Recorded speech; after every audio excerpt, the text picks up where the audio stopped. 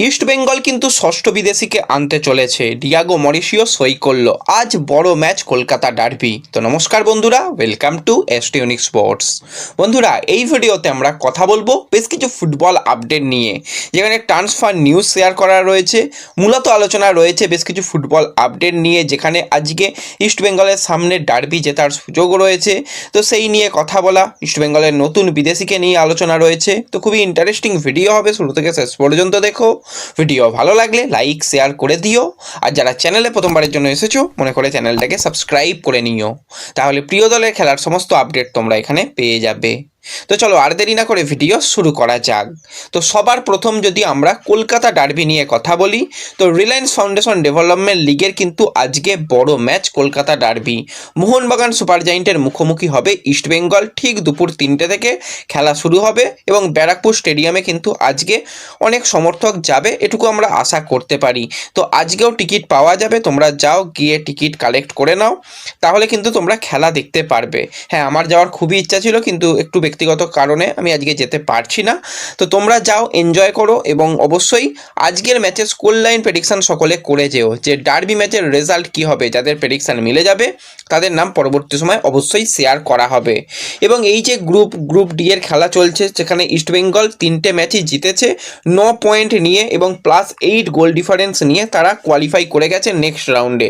এবং মোহনবাগান 3টে ম্যাচে 7টা পয়েন্ট পেয়েছে, +4 গোল ডিফারেন্স নিয়ে তারা কিন্তু 3 নম্বরে রয়েছে। এছাড়া ডায়মন্ড হারবারের বিরুদ্ধেও ইস্টবেঙ্গলকে খেলতে হবে, তারাও কিন্তু 7 পয়েন্ট নিয়ে 2 নম্বর পজিশনে রয়েছে, তাদের গোল ডিফারেন্স +5 রয়েছে। তো এই ম্যাচটায় কিন্তু অবশ্যই ইস্টবেঙ্গল কিন্তু ভালো ফুটবল খেলার চেষ্টা করবে, কারণ চাপ ইস্টবেঙ্গলের কাছে অনেকটাই কম। ইস্টবেঙ্গলের শুধু লক্ষ্যই থাকবে যে ম্যাচটা জেতা, কারণ নেক্সট রাউন্ডে কোয়ালিফাই করে গেছে। মোহনবাগানের চাপ অনেকটাই বেশি থাকবে, কারণ পরবর্তী রাউন্ডে কোয়ালিফাই করতে গেলে পয়েন্ট আনতে হবে বড় ম্যাচে। এবং আমরা বড় ম্যাচের রীতিমতন দেখতে পাচ্ছি এই সিজনে। যে কয়েকটা ডার্বি ম্যাচ হলো, রিলায়েন্স ফাউন্ডেশন বলো বা আন্ডার 18 বলো বা যাই ম্যাচ বলো, যেখানে ইস্টবেঙ্গল দুর্দান্ত পারফরমেন্স করছে। তো লাস্ট ডার্বি ম্যাচে আমরা দেখেছিলাম রিকি, সে জোড়া গোল করে ইস্টবেঙ্গলকে জিতিয়েছিল। সুহেল ভাটও কিন্তু ছন্দে রয়েছে, হ্যাটট্রিক করে সুহেল ভাট আসছে। তো সুহেল ভাটের মতন এক্সপিরিয়েন্স প্লেয়ারকে দিয়ে কিন্তু মোহনবাগান তাদের আক্রমণ বিভাগ সাজাবে। আজকে দেবজিতের দিকে নজর থাকবে, দেবজিৎ কীরকম খেলে। ভানলাল পেকা গুইটা, সে তো নো ডাউট একজন ভালো প্লেয়ার, তো সে কীরকম পারফরমেন্স করে, কীরকম আজকে টোটাল খেলাটা হয়, সেই দিকে নজর থাকবে। এবং খেলা দেখার ব্যবস্থা তোমাদের সোশ্যাল মিডিয়া পেজে করে দেব, তাই যারা এখনও আমাদের সোশ্যাল মিডিয়া পেজে যুক্ত হওনি, ডেসক্রিপশন বক্সের লিঙ্ক থেকে WhatsApp channel, Telegram channel, Facebook পেজে জয়েন হয়ে যাও, সেখানে খেলা দেখার ব্যবস্থা করে দেব।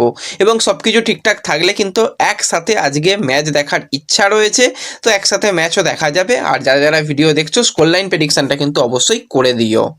এছাড়া কিন্তু আজকে আরও একটি ইস্টবেঙ্গল ম্যাচ খেলতে চলেছে, সেটা হচ্ছে AIFF এলিট টুর্নামেন্ট আন্ডার 18 যে টুর্নামেন্ট, সেখানে কিন্তু আজকে ডায়মন্ড হারবারের মুখোমুখি হবে ইস্টবেঙ্গল। তো সেই ম্যাচেও ইস্টবেঙ্গলের অনূর্ধ্ব 18 দল কীরকম পারফরমেন্স করে সেই দিকে অবশ্যই আমাদের নজর থাকবে। তো এরপর যদি আমরা সরাসরি একটুখানি চলে আসি ইস্টবেঙ্গলের সিনিয়র দল নিয়ে, তো কালকে কিন্তু রাতে কলকাতা বিমানবন্দরে যেরকমটা কথা ছিল সেইভাবেই কিন্তু ইউসুফ এজেজারি সে চলে এসেছে, এবং তার অফিসিয়াল অ্যানাউন্সমেন্ট তার আগেই হয়ে গেছে, আমরা দেখে নিয়েছি। সেই অ্যানাউন্সমেন্ট নিয়েও কথা বলেছি, এবং ইস্টবেঙ্গলের সেই হারানো নাম্বার 9 কি ইউসুফ হবে সেই দিকে নজর থাকবে। এবং ইউসুফের জার্সি নম্বরও হতে চলেছে নাম্বার 9, তার মানে ইস্টবেঙ্গলের নাম্বার 9কে আমরা পেয়ে গেছি। তো ইস্টবেঙ্গলে তো 5জন বিদেশি প্লেয়ার রইল, তাহলে কি ইস্টবেঙ্গল এই 5 বিদেশি প্লেয়ারকে নিয়েই এই বছরের এই যে ছোট করে ISL সেটা খেলে দেবে, নাকি অন্য কোনো পরিকল্পনা রয়েছে? দেখো, এটা একটা জটিল পরিস্থিতি হয়ে দাঁড়িয়েছে, কারণ ম্যানেজমেন্ট একরকম চাইছে, ক্লাবের তরফ থেকে একরকম চাইছে, কোচ একরকম চাইছে। তো কোচ কিন্তু পূর্ণ শক্তির দল নিয়ে ট্রফি জেতার জন্য ঝাঁপাতে চাইছে, যেখানে বাদবাকি দলেরা তুলনামূলকভাবে একটু বলতে গেলে চাপে রয়েছে। সেই জায়গায় ইস্টবেঙ্গল যদি একটা ভালো দল নিয়ে খেলতে পারে, তাহলে ইস্টবেঙ্গলের চ্যাম্পিয়ন হওয়ার সম্ভাবনা অনেক অংশটাই বেশি থাকবে। কিন্তু মোহনবাগান চির প্রতিদ্বন্দ্বী দল, যেখানে 6 বিদেশিকে নিয়ে পূর্ণ শক্তি নিয়ে খেলবে, সেখানে ইস্টবেঙ্গল কেন পিছিয়ে থাকবে সেটাই হচ্ছে সবার মনে প্রশ্ন। তো ক্লাবের তরফ থেকেও এই ব্যাপার নিয়ে ম্যানেজমেন্টকে রিকোয়েস্ট করা হয়েছে যে যেন ষষ্ঠ বিদেশি প্লেয়ারকে তারা নেয়, এবং পূর্ণ শক্তির দল নিয়ে যেন ইস্টবেঙ্গল ঝাঁপায়। কারণ এর আগে ইস্টবেঙ্গল প্রত্যেকটা সিজনে ব্যর্থ, সেই 9, 10, 11তেই ইস্টবেঙ্গল আটকে রয়েছিল। কিন্তু এই বছর সুযোগ রয়েছে ট্রফি জেতার, কারণ আমরা অন্যান্য টুর্নামেন্টগুলোতে ইস্টবেঙ্গলের দুর্দান্ত পারফরমেন্স করতে দেখেছি। তো সেক্ষেত্রে আর একটু যদি ভালো দল গঠন হয় হয়তো ইস্টবেঙ্গল ট্রফিও জিততে পারে, সেটুকু আশা করছে ক্লাবের তরফ থেকে। এবং অস্কার ব্রুজন সে কিন্তু 6 বিদেশিকেই চায়, সেটা জানিয়েছে। তো কয়েকদিন ধরেই কিন্তু ইমামির সঙ্গে ইস্টবেঙ্গল ক্লাবের একটুখানি মতবিরোধ হচ্ছিল, কিন্তু না সেরকম একটা খুব একটা এটা বেশি কিছু নয়।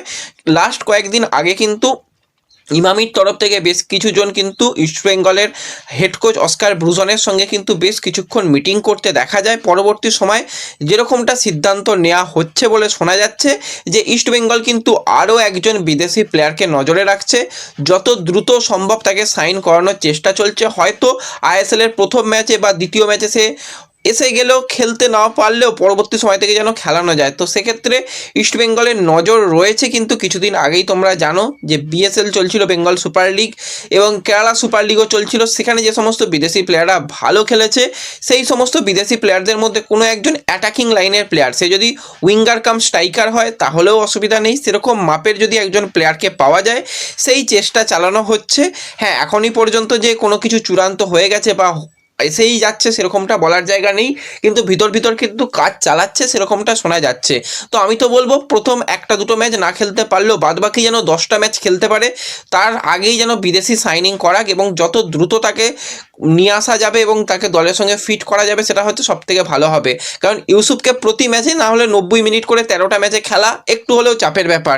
কোনো কোনো ম্যাচে হয়তো দেখা গেল সে পারছে না, কোনো কারণে ইনজুরি সমস্যা হতে পারে। তো সেক্ষেত্রে বিদেশি প্লেয়ারের অপশান কিন্তু ইস্টবেঙ্গলের কাছে অ্যাটাকিং লাইনের জন্য থাকবে না। হ্যাঁ, ইন্ডিয়ান প্লেয়াররা সুযোগ পাবে, ডেফিনেটলি সুযোগ পাবে, কিন্তু সেই জায়গায় একজন বিদেশি প্লেয়ার হলে একটু হলেও অন্য যে বিপরীত দলগুলোকে চাপে রাখা যায়।